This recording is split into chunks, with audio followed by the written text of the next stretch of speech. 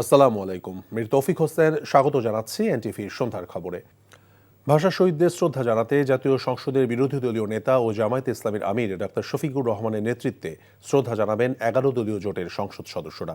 শুক্রবার এক সংবাদ বিজ্ঞপ্তিতে তথ্য জানানো হয়। বিজ্ঞপ্তিতে বলা হয়েছে, ২১শে ফেব্রুয়ারি ১২টা ১ মিনিটে আন্তর্জাতিক মাতৃভাষা এবং শহীদ দিবসে বাংলাদেশ জামায়াতে ইসলামীর আমির রাষ্ট্রীয় আচার অনুষ্ঠানের অংশ হিসেবে কেন্দ্রীয় শহীদ মিনারে যাবেন। ১১ দলীয় ঐক্যের নবনির্বাচিত সংসদ সদস্যরা তার সঙ্গে অংশগ্রহণ করবেন। ডাক্তার শফিকুর রহমান পরে আজিমপুরে ভাষা শহীদদের কবর জিয়ারত করবেন এবং তাদের রুহের মাগফিরাত কামনা করে দোয়া করবেন বলেও বিজ্ঞপ্তিতে বলা হয়েছে। প্রধানমন্ত্রী তারেক রহমানকে টেলিফোন করে শুভেচ্ছা জানিয়েছেন মালয়েশিয়ার প্রধানমন্ত্রী আনোয়ার ইব্রাহিম। শুক্রবার বিকেলে বাংলাদেশের নবনির্বাচিত প্রধানমন্ত্রীকে ফোন করেন মালয়েশিয়ার প্রধানমন্ত্রী। ফোনালাপে বাংলাদেশের সঙ্গে দ্বিপাক্ষিক বিভিন্ন বিষয়ে একসঙ্গে কাজ করবেন বলে জানিয়েছেন দেশটির প্রধানমন্ত্রী। এ সময় বাংলাদেশের প্রধানমন্ত্রী তারেক রহমান মালয়েশিয়ার প্রধানমন্ত্রী আনোয়ার ইব্রাহিমকে ধন্যবাদ জানান এবং দেশের উন্নয়ন এবং সমৃদ্ধির জন্য একসঙ্গে এগিয়ে যাওয়ার প্রত্যয় ব্যক্ত করেন।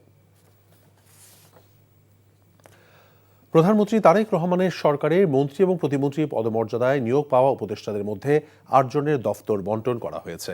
শুক্রবার মন্ত্রিপরিষদ বিভাগ থেকে জারি করা এক প্রজ্ঞাপনে এই তথ্য জানানো হয়েছে। এর আগে গত মঙ্গলবার ১০ জন উপদেষ্টাকে নিয়োগ দেওয়া হয়।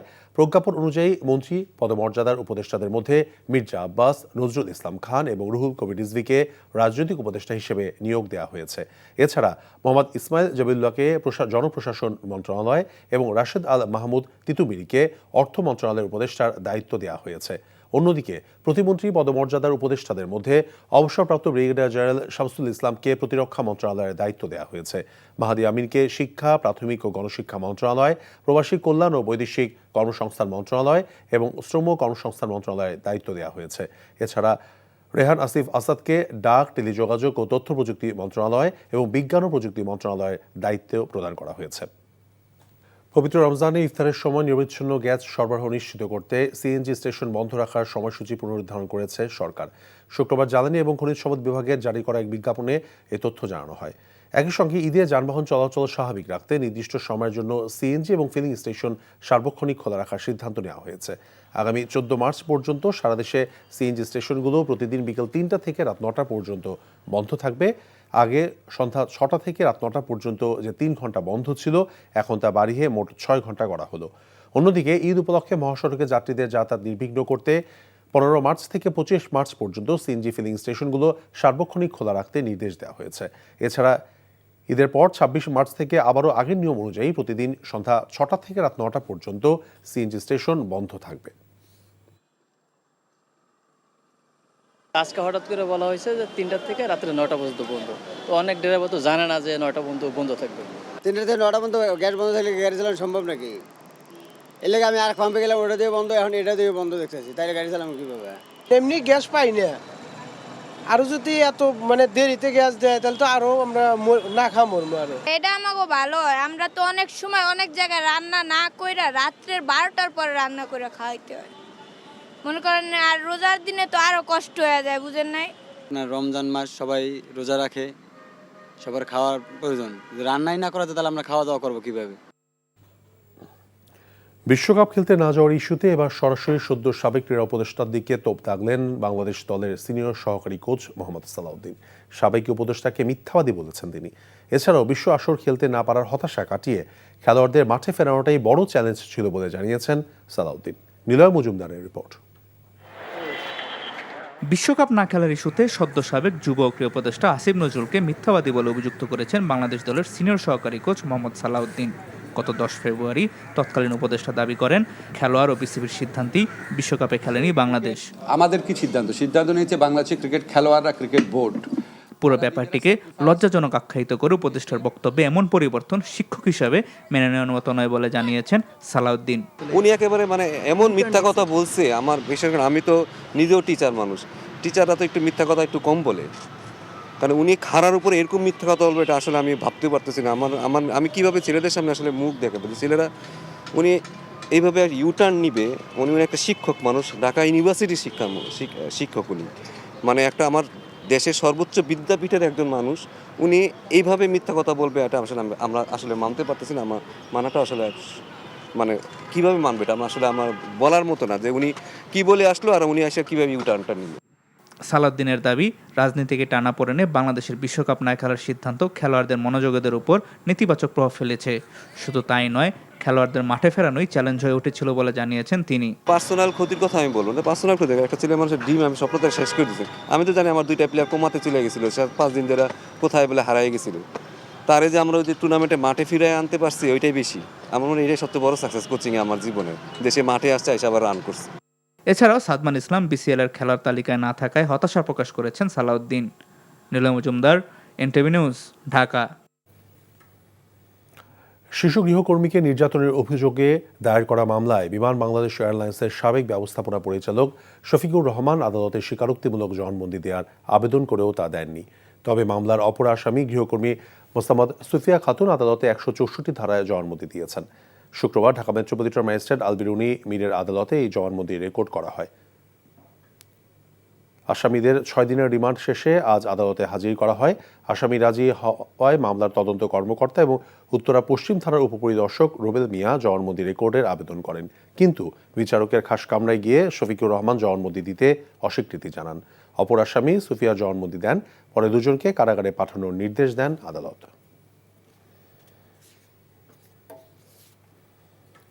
ভোক্তা অধিকারের ম্যাজিস্ট্রেটের সঙ্গে ব্যবসায়ী নেতার বাগবিতণ্ডাকে অনাকাঙ্ক্ষিত ঘটনা বলে মন্তব্য করেছেন ডিএমপি কমিশনার শেখ মোহাম্মদ সাজ্জাদ আলী। বিকেলে রাজধানী চকবাজারে মধুইবাজারে ব্যবসায়ী সমিতির সঙ্গে সাক্ষাৎ শেষে তিনি মন্তব্য করেন। এ সময় তিনি বলেন, এমন ঘটনার পুনরাবৃত্তি যেন না হয়। যারা খাবারে ভেজাল দেয় তারা দেশ এবং জাতির শত্রু। রমজানে দ্রব্যমূল্য যেন সহনীয় থাকে সে ব্যাপারে ব্যবসায়ীদের সতর্ক থাকার আহ্বান জানান তিনি। এদিকে মধুইবাজার ব্যবসায়ী সমিতির সহসভাপতি আবুল হাশেম বলেছেন, ভবিষ্যতে আর কখনো এমন ঘটনা ঘটবে না। ব্যবসায়ীরা ভোক্তা অধিকারকে আগের মতোই সহযোগিতা করবে।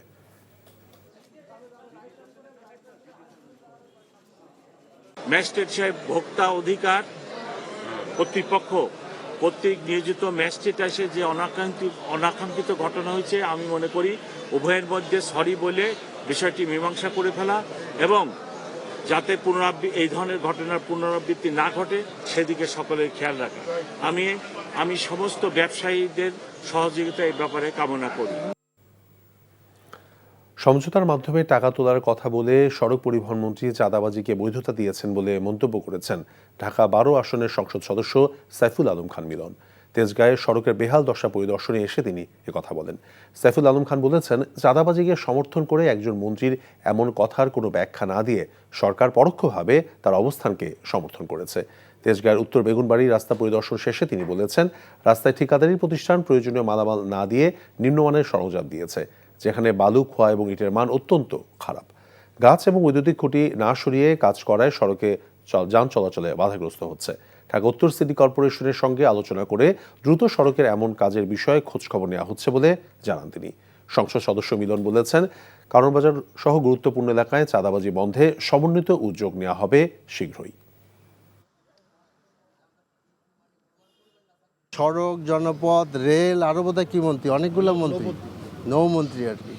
তো উনি যে কথা বলছেন সেটা আমাদের গোটা জাতি হতভম্ব হয়ে গেছে এবং এটা পরিষ্কারভাবে দেখা যাচ্ছে উনি চাঁদাবাজিকে বৈধতা দিয়েছেন এবং এটার দ্বারা কালকে আমরা বুঝতে পারছিলাম যে এবার দ্বিগুণ উৎসাহে চাঁদাবাজি শুরু হবে এবং হয়েছে তাই।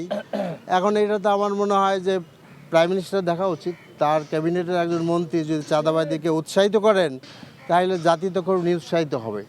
পবিত্র রমজানের দ্বিতীয় দিনে জমে উঠেছে রাজধানীর ইফতার বাজার।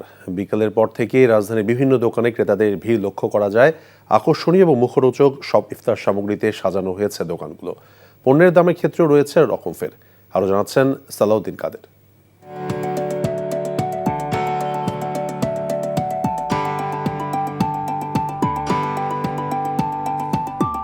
রাজধানীর বেইলি রোড বরাবরই নামি দামি রেস্টুরেন্টের জন্য পরিচিত, তাই রমজান মাস শুরু হতেই সেখানে বসেছে মুখরোচক খাবারের জমজমাট আয়োজন।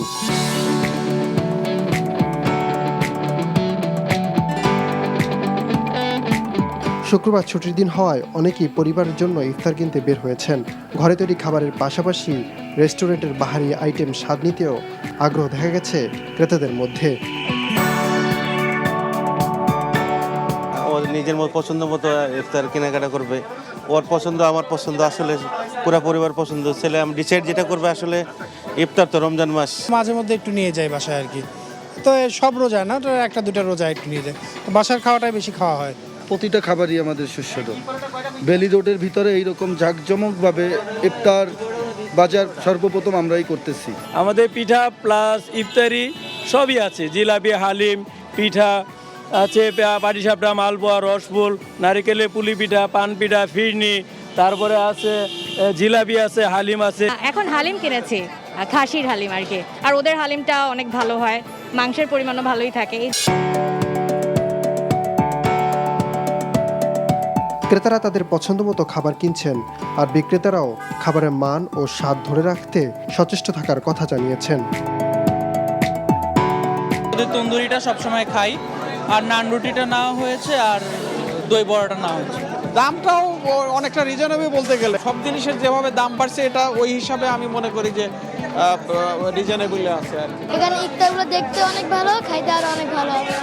রমজানের যত স্পেশাল আইটেম আছে আলহামদুলিল্লাহ সব কিছু আমার এখানে আছে। 4 থেকে 5 পাতিল হালি বিক্রি করি আমি। হ্যাঁ, কারণ এক পাতিলে মিনিমাম 400 কেজি। জিলাপির মিষ্টি ঘ্রাণের পাশাপাশি অনেক ক্রেতাকে হালিমের দিকে ঝুঁকতে দেখা গেছে। সব মিলিয়ে রমজানের দ্বিতীয় দিনে রাজধানীর ইফতার বাজারে ছিল উৎসবমুখর পরিবেশ।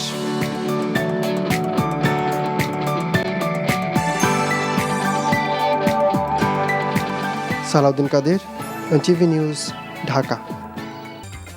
এই ছিল সন্ধ্যার খবরে। এই খবরের ভিডিও সহ আপডেট জানতে ভিজিট করুন এনটিভি অনলাইন www.ntvbd.com। এছাড়াও এনটিভি জনপ্রিয় সব অনুষ্ঠান এবং খবরের আপডেট জানতে ভিজিট করুন আমাদের ইউটিউব এবং ভেরিফাইড ফেসবুক পেজ। রাত 10:30টায় রাতের খবর দেখার আমন্ত্রণ রইল। ধন্যবাদ সবাইকে।